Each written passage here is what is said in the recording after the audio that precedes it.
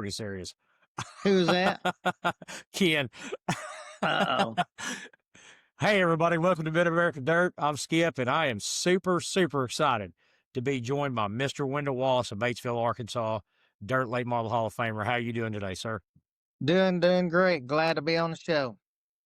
Yes, sir. I am super glad to have you.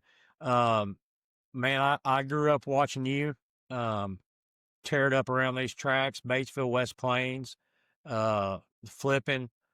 All these tracks around here. It is super exciting for me to get you on here. And let's start out with this. I don't know a lot about how you got started out. How did you get started out in racing? Did you come from a racing family? No, not nobody in my family was really racing.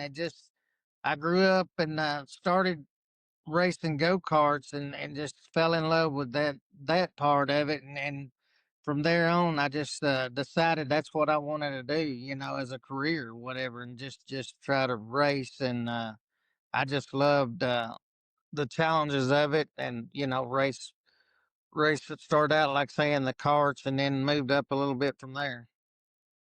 Okay. And how did you move up out of karts? And what time period was this? This was wow, now you're asking questions I can't even remember that long ago.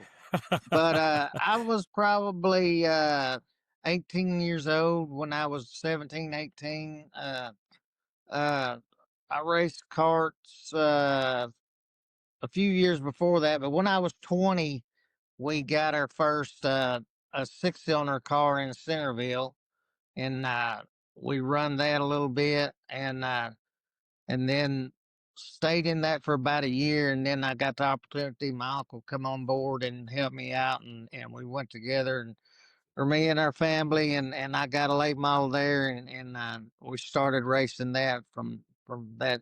I'm not sure what year that was, but it was, I don't know, early '90s. Okay.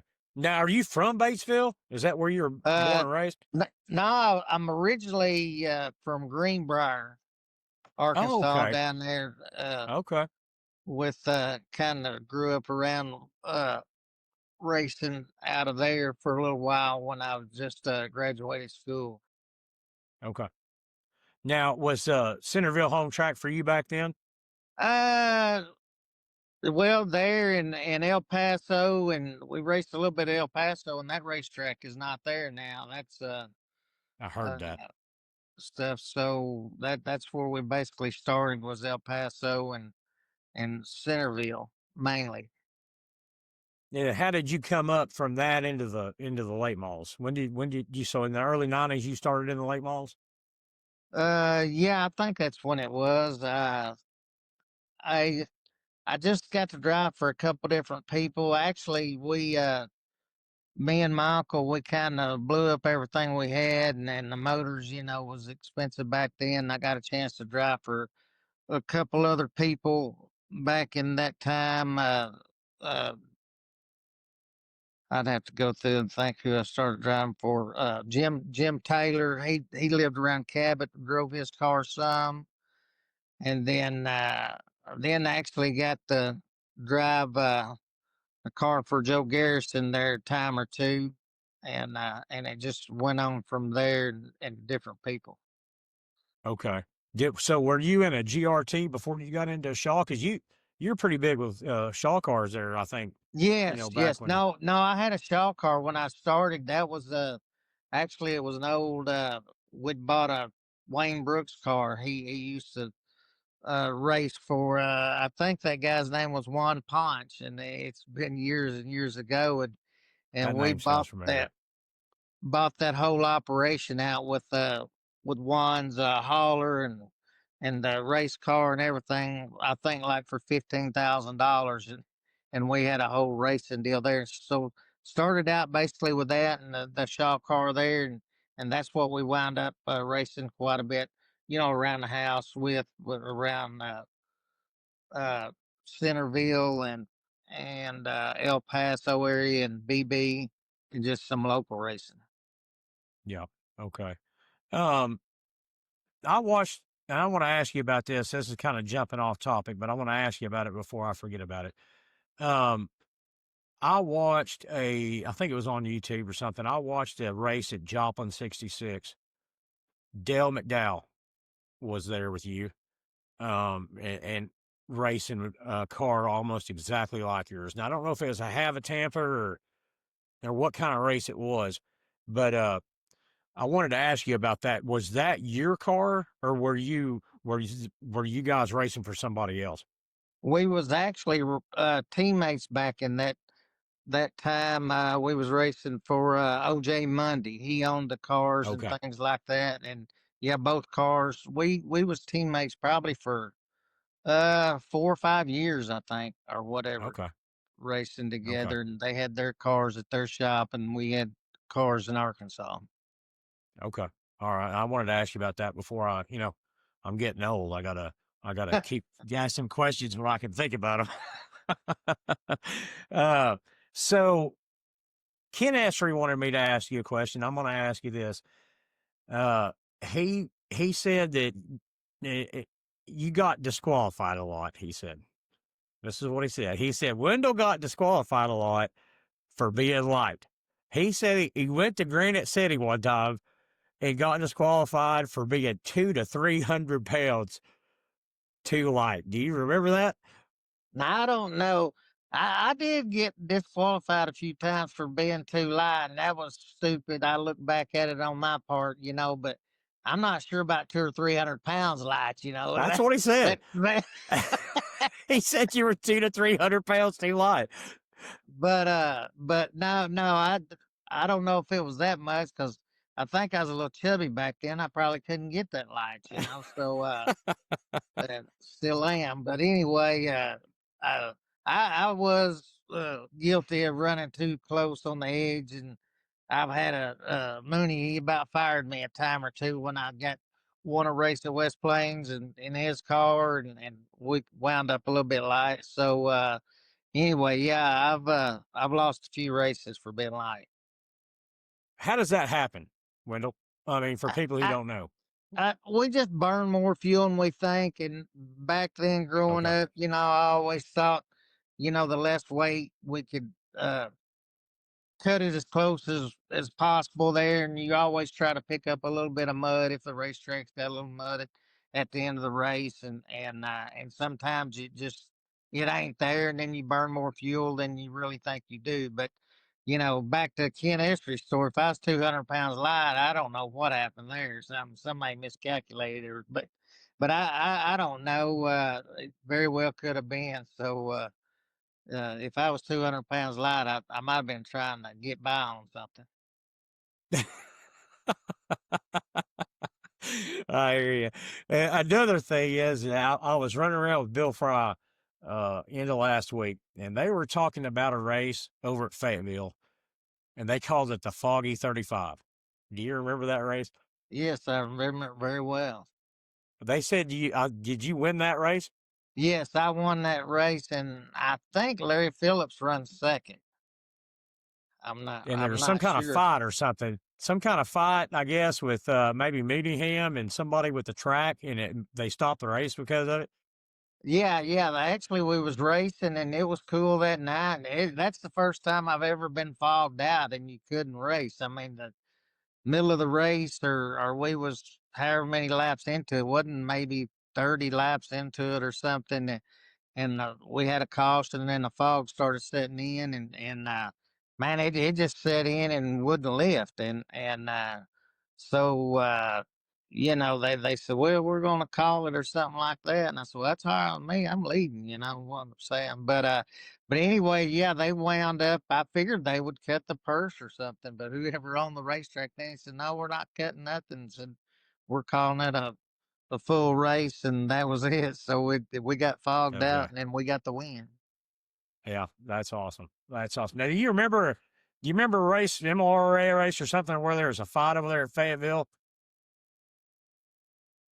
between Yeah. Mooneyham and like somebody that worked at the track or something?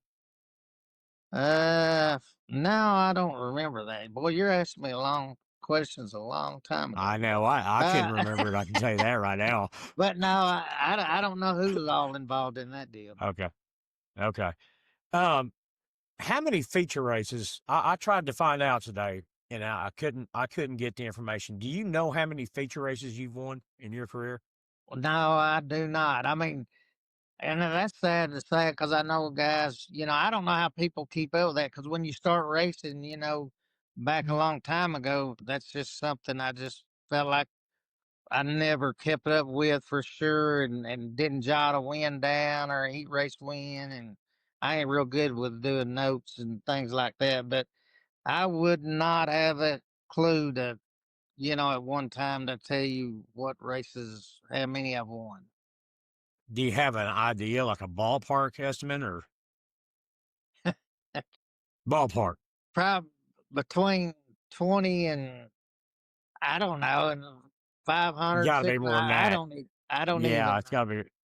I know it's got. I'm sure I saw you win more than 20 Yeah, yeah, back in yeah. the day.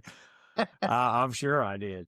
Another fan question that somebody wanted to ask is, what is your favorite track to run on all the time? Uh, I love West Plains. It just seemed like it fit my driving style. I love it. And back when Don and Billy Gibson and them on there, you just every week it would. You could just if you got outrun, you didn't have no excuses for the racetrack. The time Yeah. because you can race all over that place and I just loved it. I don't know. Mooney may get mad at me or not because Batesville here is my home track, but I like Batesville too. It's a great racetrack, but I always pretty partial to West Plains. It seemed like we run pretty good there. Okay. Yeah. Yeah. I mean, I watched a lot of good racing at West Plains. I watched a lot of good racing at Flipping. I mean, I did. I watched some good racing at Flipping. I mean, stuff that honestly, it's hard to think about the legendary racing I saw at Flipping, Arkansas. Right. I have run flipping a few times, and that place was pretty tight racing from what I remember. So I don't know if I've won. I think I might have won a race there, but it created some tight racing up there. Yeah. So, what is your biggest win of your career when you think about it? If I ask you, what is the top moment, the top win of your career? What pops in your mind as the top moment? Probably the dirt track world championship. That stands out more than anything. I just it's uh yeah, it would have to be the dirt track world championship at where it was held at in West Virginia. Okay. Oh, so that was in the West Virginia days. Yes, West Virginia Motor Speedway. Okay. Okay. Is that a pretty big track? Is that Yeah, what it was I hear? real big. It's probably a 5/8 track or whatever, a Okay. big half to, I think they call it a 5/8 or something. I wasn't sure. Okay. Did you ever get a World 100 win? No, I didn't. That was on the bucket list. That's what, Eldora just wasn't real good to us. I think the biggest race we run good at up there was the Eldora Million the first time Okay. they had that. Earl put that on and Moran won it. And I think I run third or fourth. I believe it was third and something, but we had a good solid run there. But we just all the years we just wouldn't. I don't even know what my top finish was in the World 100s, but it wasn't real sporty. Okay. Um, who was your biggest rival on the track, would you say? Did you have one? I don't Biggest really have competitor? one. They're there for a while. Me and Scott kind of clashed heads for a little while. And if you run with the same group of guys all the time, basically like when we run Have a Tampa full time, you're gonna clash with somebody because you race week in and week out always together, and somebody's gonna get into somebody. But uh, no, just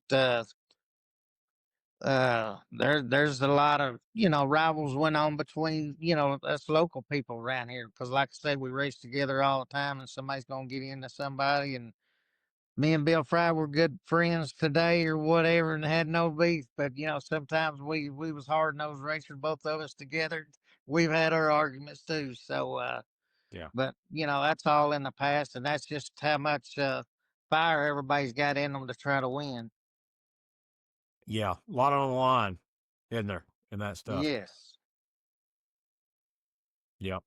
Um, Another question somebody wanted me to ask you was about a crew member of yours, Otis.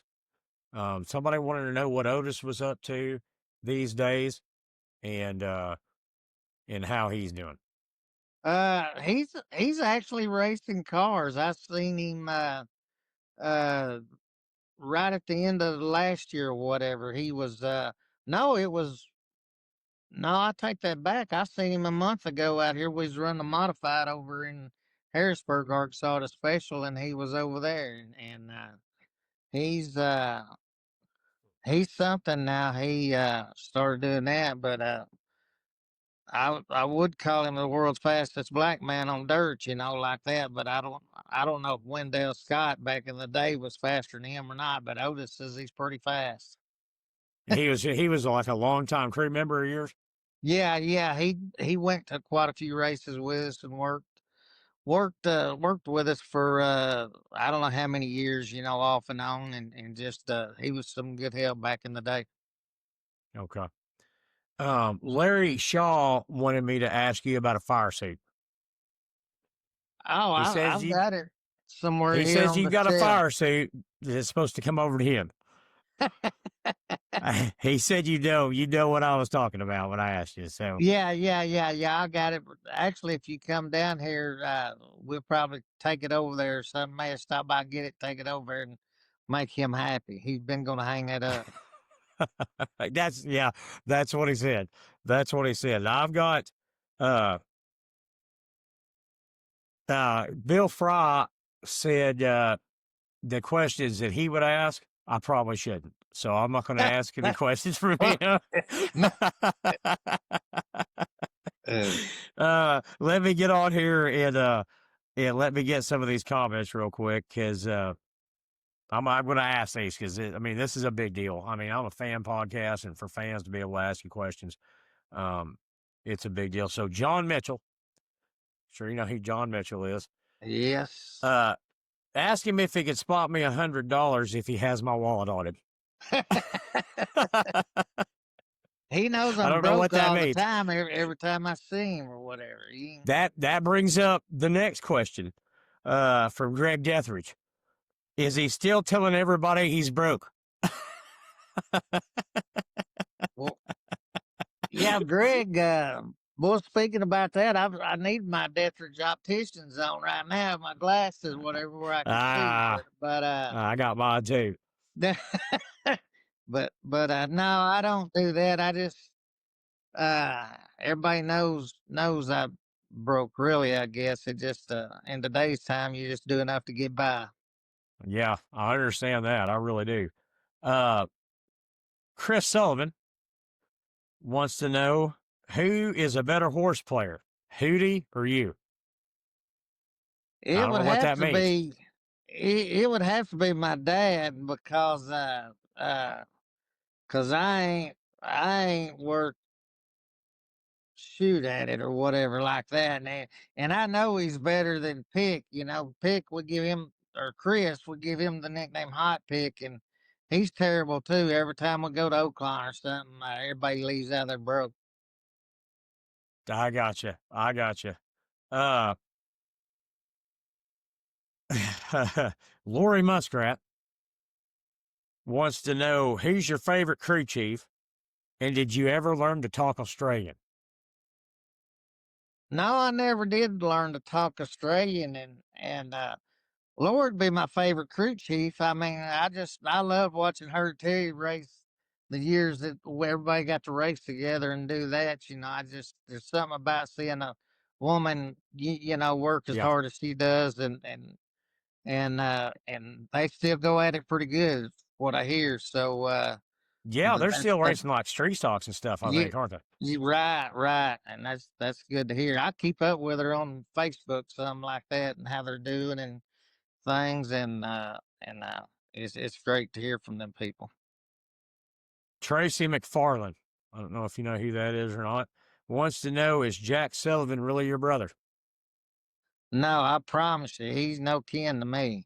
But uh, he Jack's pretty good guy. Well, I can't say a whole lot bad about it. I'm driving his race car, the modified, the Cadillac chassis. So I can't say nothing bad about him or Chris, either one. They've been awful good to me over these years, and everybody's been friends and got along. But a lot of good times. Probably some we can't talk about, but yeah, they're good people. I got you. All right, I'm going to ask you one more here. You raced against some of the best through the Midwest. What was your thought when you saw the blue and white 75 there? Not exactly sure what that means. The Do you blue know and what that white, question means? blue and white 75. Yeah. I don't know. I know the red and white 75 would be Phillips or his dad or whatever. The blue and white 75's Larry, I That guess. must be what So they're talking about. yeah, yeah. So yeah, that was back in the day when you seen that, and I was young. I didn't get to race with Larry a whole lot, but what we did, he's definitely the man to beat, and wear you out. And I think one of my deals was when I seen him. Uh, I don't even know if I made the show or was in the show. I seen him win uh, an NDRA show at the old Muskogee racetrack or whatever, and that was years and years ago or something. But yeah, Larry, he was definitely one of the men. He was as far as racing goes in our part of the world, he was probably the guy, right? Yeah, yeah, most definitely. To do what he did, and then even get the dirt cars deal on asphalt, and win all the races he did through the NASCAR when they had the pavement stuff up there, and just he's the guy that I don't know how many dirt races he ever won in his life. You know what I'm saying? Terry and him's probably got some type of number on that deal, but yeah, he was in our part of the country or whatever. He was the dirt guy. Yeah. I got another one here for you. This is probably the last one. This person wants to know, what was the edge you had on the competition in the 2006 2000 Show Me 100. You dominated those two races that year.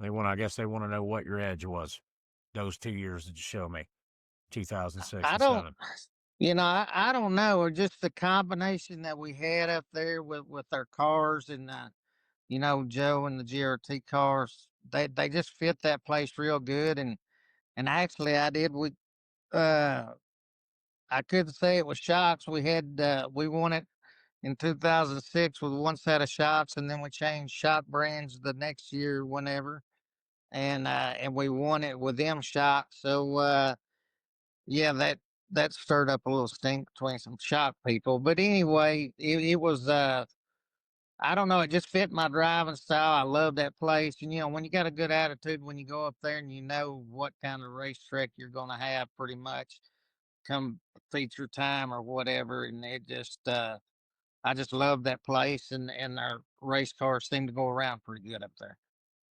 I got you. Did you have did you have a favorite chassis? Was Shaw your favorite chassis to run, or was GRT? Did you have something that suited you better? Was there a I chassis style that suited you better? I don't know. You think Larry's listening to this show, this podcast, or He whatever? he he will. Yeah. I'll tell him about it tomorrow. No, no, I didn't. We was the way things worked out with my sponsor and all that stuff, and got to drive Joe's house car for years and years. That was probably I'd be, and me and Joe was good friends. Actually, everybody don't know that Joe took me to the races when I was a kid. And we used to Really? go down I-30 Oh, I races. did not know that. Yes, yes, and he was Greenbrier from Greenbrier, and I was Greenbrier, and my dad would put some gas in his truck. He said, "Here, take my son to the races down there," and that's what we started out years ago at Was that. that was that before he was building chassis? Yes, that was even before he Really? was building chassis. Yeah, I'll be and daggum. and we used to go watch them and sit up on the top row at I-30 Speedway. And he said one day, he said, "I'm gonna build these race cars one day." And I'm thinking, I said, "Yeah, I'm gonna drive these race cars one day." You know what I'm saying? And it just in full circle. You know, everything seemed to make a full circle. I'll be daggum. I didn't know that at all. Uh, that's pretty cool. How long did you run GRT cars? It seems like I remember you mostly always running shots. Uh, we run ever since I started racing for OJ Monday. There again, I ain't real good with these years and numbers. I should have do that deal. So after we got out of the Shaw car, that's when I was driving for OJ Monday, and then so that'd be the early '90 or late '90s till basically I don't even know how. When's the last time I raced? A late one. So did you race GRTs just until you were done racing full Yeah, time? pretty much. I think that was the later cars. I was done, and actually, I run uh, Joe's car right before he passed away. I probably drove one of his first cars he ever built. Actually, I got that frame and put it a six cylinder in it years ago when he built the first car, and I probably drove the last car he had hands on to Wow. build. And that's something I think about and just look back on it. That is super cool. So when was the last year you ran full time late models? I couldn't tell you. Probably 6, 7 years ago, maybe. Okay. Okay. Do you miss Maybe it? more, maybe more than that. I don't know. Do you I miss have to. running them? I do miss running, but now I love to hunt, so I take time and these guys today, if you ain't on these race cars 24/7, it's hard to keep up. It's strong and strong. Not to mention it takes a lot of money and good sponsorship, and so I do miss it, but now we race, modifieds a little bit, and I race 10 or 12 times a year pretty much, and that gets me a little fix for racing, and that don't that don't overdo it for me. Yeah. Yeah. I mean, I could have talked to you at Thomas 100, but we got down there. I didn't realize there wasn't no service. I got AT&T. We got down there and there's zero service. I usually check my race pass to see what's going on. And I think it was the next Monday or something. I saw that I went on my race pass and looked at it. I said, well, there's Wendell Wallace down there running a modified. I didn't even know. Huh? Yeah, yeah, there definitely ain't much service out there at the racetrack. That's something I guess we need to talk to Moon, see if we can get better service out there. Talk to AT&T, tell them to get a tower up on it. I can't believe there ain't a tower up on that mountain back there behind it. What do you miss most about running that national late model stuff?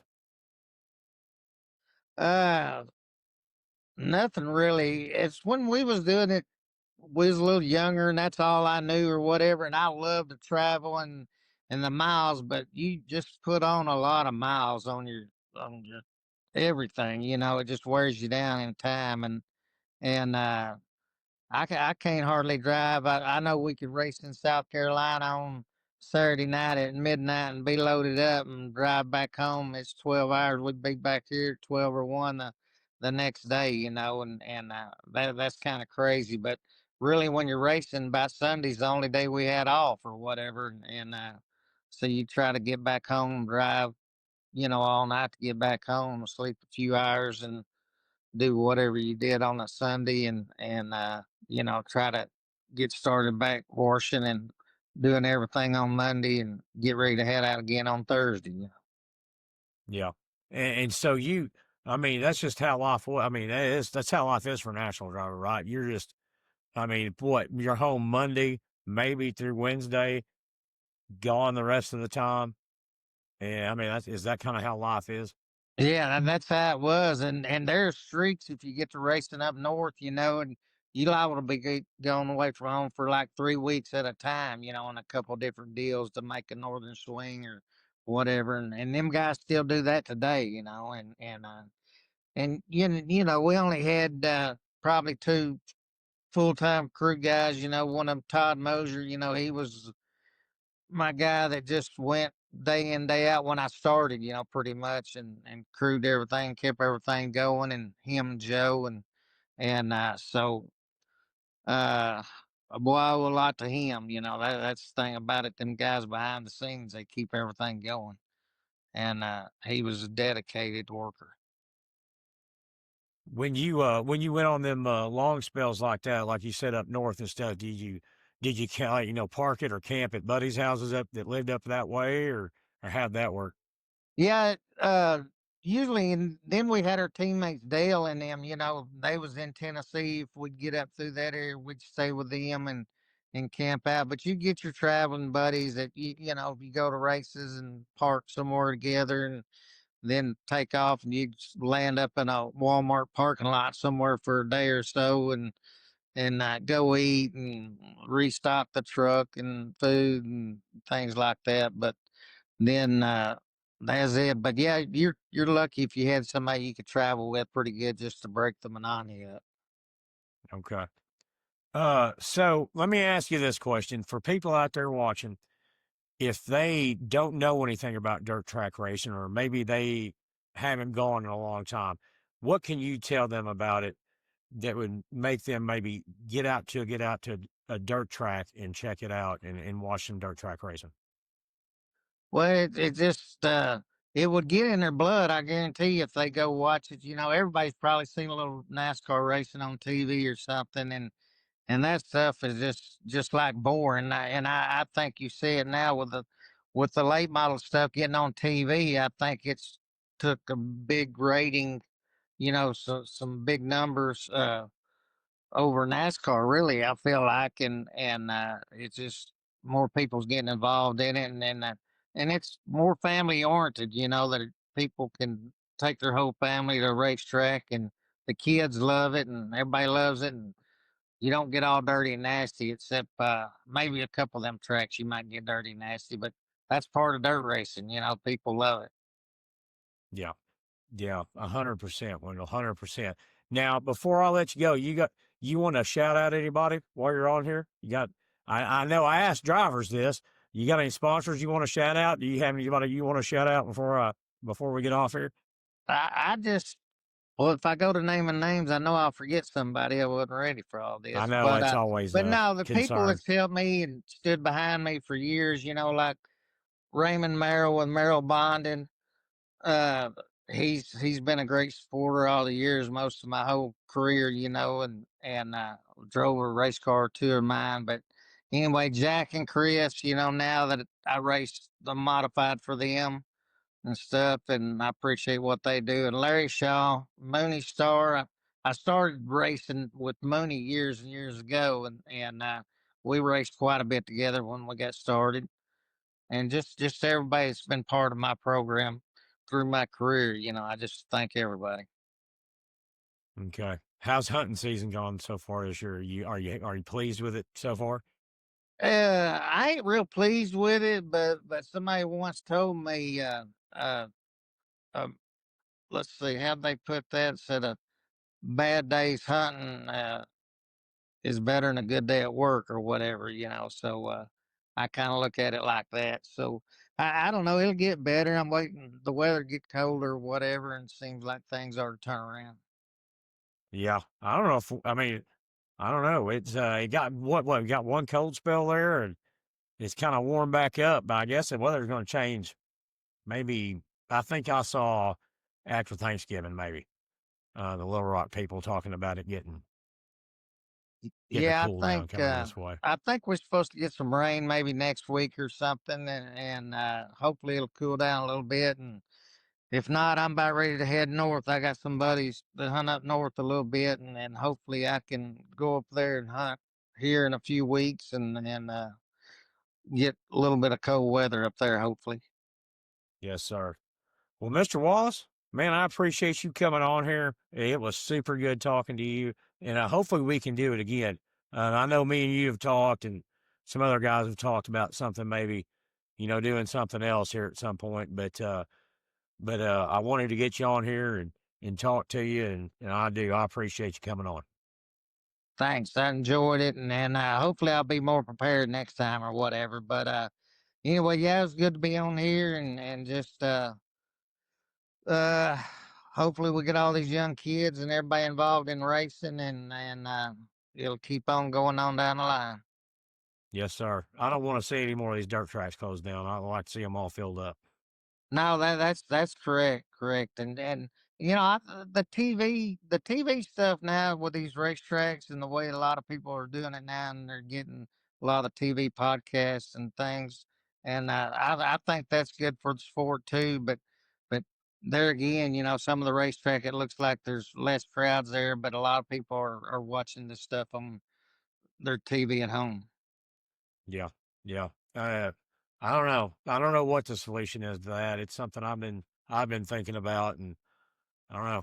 I don't know if there is one. Hopefully there is though. Right, right. I hope it all works out for everybody. Yes, sir. Well, thanks again for coming on. I really appreciate it. Hey, have a happy Thanksgiving. Thank you. You too.